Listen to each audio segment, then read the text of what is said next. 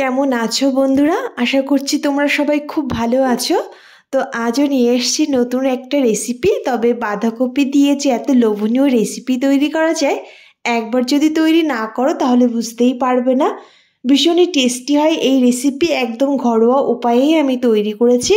তার জন্য প্রথমেই নিয়ে নিয়েছি কিছুটা বাঁধাকপি কুচি। আমি একটা বাঁধাকপির অর্ধেক অংশেরও একটু কম এখানে এরকম মিহি করে কুচি করে নিয়েছি। এবার অন্যদিকে একটা কড়াইতে কিছুটা সর্ষের তেল দিয়ে দিলাম। তেলটা বেশ গরম হয়ে গেলে দুটো শুকনো লঙ্কাকে ফাটিয়ে দিয়ে দিয়েছি। লঙ্কাটাকে বেশ লালচে রং ধরে ভেজে নিয়েছি। ভালো করে ভেজে নেওয়ার পর এবার এখানে অ্যাড করে দিচ্ছি হাফ চামচ পাঁচফোড়ন। পাঁচফোড়নটাও ভালো করে ভেজে নিতে হবে। আর যখন সুন্দর একটা মিষ্টি গন্ধ বেরিয়ে আসবে দিয়ে দিলাম 1 চামচ আদা গ্রেট করা। আর তারই সঙ্গে এখানে অ্যাড করে দেব 2-3টি কাঁচা লঙ্কা। লঙ্কাটাকেও আমি গ্রেট করে নিয়েছি। কাঁচা লঙ্কা আর আদাটাকে ভালো করে ভেজে নিচ্ছি। হালকা লালচে রং ধরে ভেজে নিতে হবে। আর ভালো করে ভাজা হয়ে গেলে কুচনো বাঁধাকপিটা অ্যাড করে দিচ্ছি। পুরো বাঁধাকপিটা দিয়ে দিলাম।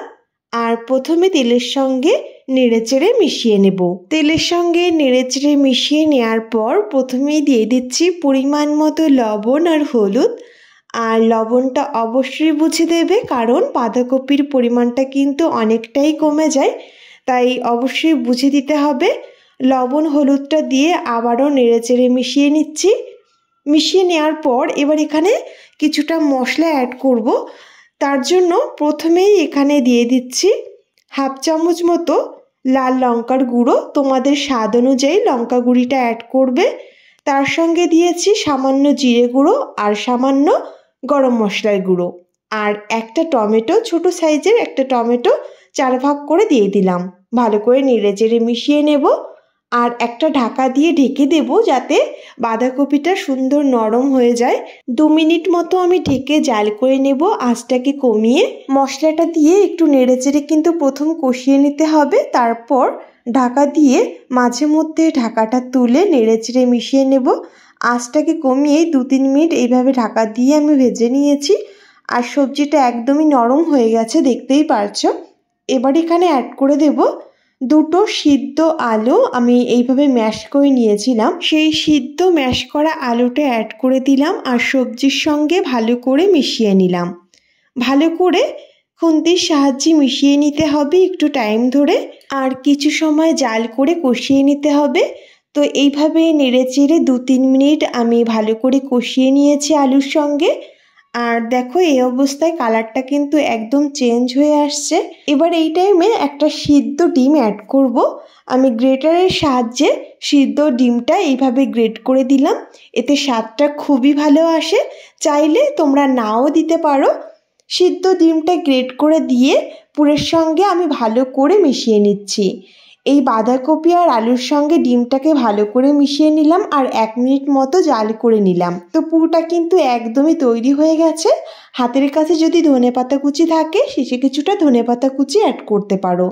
তো পুরটা একদমই তৈরি হয়েছে। এবার একটা পাত্রে নামিয়ে নিচ্ছি।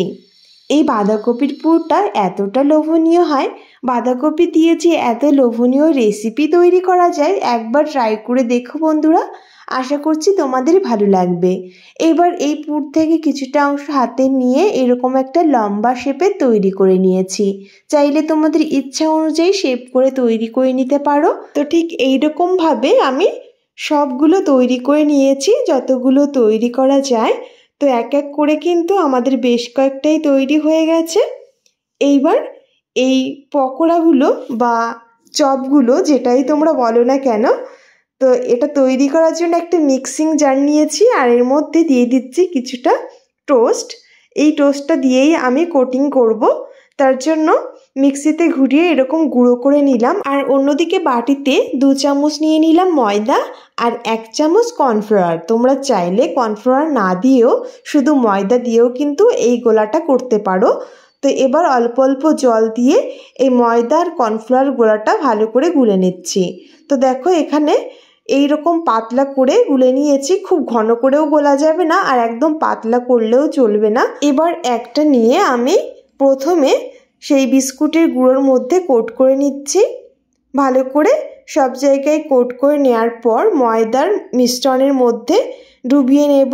তারপর আবারও বিস্কুটের গুঁড়োর মধ্যে দিয়ে কোট করে নিতে হবে। তো এখানে আমি ডবল কোটিং করছি, তার জন্য আরও একবার ময়দার গোলার মধ্যে কোট করে আবারও বিস্কুটের গুঁড়োর মধ্যে কোট করে নিতে হবে। তো এখানে আমি ডবল কোটিং করছি, এতে মুচমুচে খুব ভালো হয়। আর তোমরা চাইলে কিন্তু এখানে একটা কোটিং করেও কিন্তু ভেজে নিতে পারো। তো এইভাবে আমি প্রত্যেকটা কোট করে নেব। তো দেখো একটা কিন্তু তৈরি হয়ে গেছে। তো এরকমভাবে আমি প্রত্যেকটা তৈরি করে নিয়েছি। এক এক করে সবগুলোই কোট করা হয়ে গেল। এবার আমি ভেজে নেব। তার জন্য কড়াইতে কিছুটা রিফাইন অয়েল বসিয়ে দিয়েছি। আর তেলটা যখন মিডিয়াম গরম হয়ে গেছে এক এক করে যতগুলো দেওয়া যায় দিয়ে দিচ্ছি। আঁচটাকে মিডিয়াম রেখেই কিন্তু ভেজে নিতে হবে। তো এইভাবে দু সাইডটাই লালচে রং ধরে ভেজে নিচ্ছি। ডবল কোটিং হলে মুচমুচিটা খুব ভালো হয়, আর সিঙ্গেল কোটিং হলে মুচমুচিটা একটু কম হয়। তো দেখো এইভাবে লালচে রং ধরে ভেজে নিয়েছি। আর বাকি যেগুলো রয়েছে সেগুলোও দিয়ে দিচ্ছি, আর একই রকমভাবে লালচে রং ধরে ভেজে নিয়েছি। তো আমাদের সবগুলো ভাজা হয়ে গেছে। খেতে এত ভালো হয়েছিল বন্ধুরা, একবার ট্রাই করে দেখো, আশা করছি তোমাদেরও খুব ভালো লাগবে। এই লোভনীয় রেসিপিটি সন্ধ্যার সময় স্ন্যাক্স হিসাবে বা চায়ের সঙ্গে জাস্ট জমে যাবে। তো দেখো বন্ধুরা কতটা মুচমুচে হয়েছে, উপরটা দেখো, উপরটা একদমই কিন্তু কুরকুরে হয়ে গেছে। তো বন্ধুরা একটা তোমাদের ভেঙে দেখাচ্ছি, ভিতরটা কিন্তু একদম নরম এবং পুরে ঠাসা, আর উপরটা মুড়মুড়ে, খেতে এত ভালো হয়েছিল। একবার ট্রাই করে দেখো আর আমাকে কমেন্টে জানিও তোমাদের কেমন লাগলো। তো বন্ধুরা আজ এই পর্যন্তই ভিডিওটি শেষ করছি। দেখা হবে নেক্সট কোনো নতুন রেসিপি নিয়ে। তোমরা সবাই খুব ভালো থেকো বন্ধুরা, সুস্থ থেকো। আজ এই পর্যন্তই।